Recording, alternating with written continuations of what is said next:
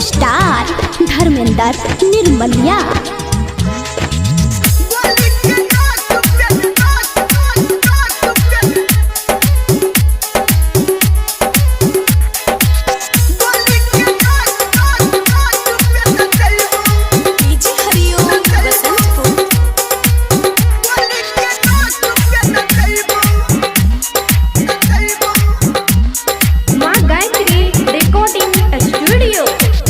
UP Bihar में हमारा चफान रे यूपी बिहार में पूरे बिहार रे छोरा करे खातिर साटा सब लागल छे लाइन रे गई दाई हमरो देखा दे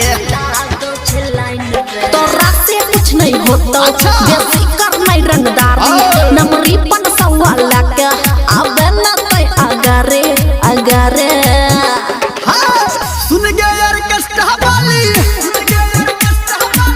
नाच तू हाली हाली। अच्छा सुन गया यार कष्टा वाली नाच तू हाली हाली।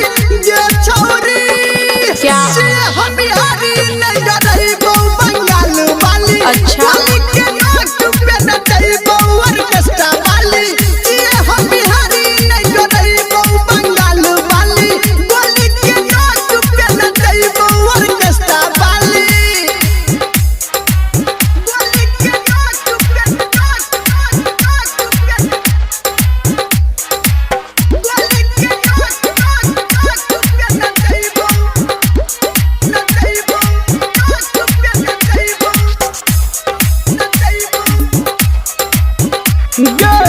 रात भर तोरा नचेबो पकड़ के पाजा उठेबो देखेबो तोरा हम अपन पावर गे।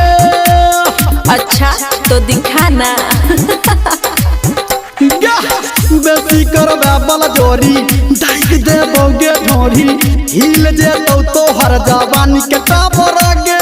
हमरा नहीं तू धमकाबे पावर नहीं अपन दिखाबे होतो नहीं तोरा से कुछो बात नहीं बेसी बनावे बनावे सुन गए यार कष्टा वाली बोले नाच तू हाली हाली।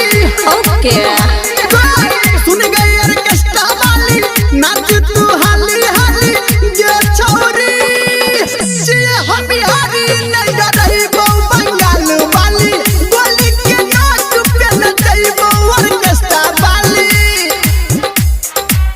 वाली के नाच पे न अभी आप सुन रहे हैं सावरिया म्यूजिक। वाली के नाच पे न चई गो न चई गो नाच पे न चई गो न चई गो। तोहर गुमान तोरबो चोली पे बम फोड़बो करबो हम खूबे छहुरी रंगदारी के। करबो हम खूबे छहुरी रंगदारी के। पर तोहू पंगा भारी देबोगे झंडा गाड़ी पढ़ नहीं देना तू हमरा गाड़ी के। दीदी पकलल प्यारे राइटर अंकित के सहारे कहे धर्मेंद्र निर्मलिया खुशी के बेस न झारे नहीं झारे सुन गई और कष्टा वाली सुनै छियो नाच तू हाली हाली। ओ माय गॉड सुन गई और कष्टा वाली नाच तू हाली हाली।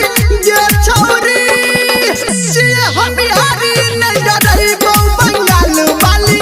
वाली के नाच पे न चई गो और कष्टा वाली। ये हम बिहारी नहीं रही गो बंगाल वाली।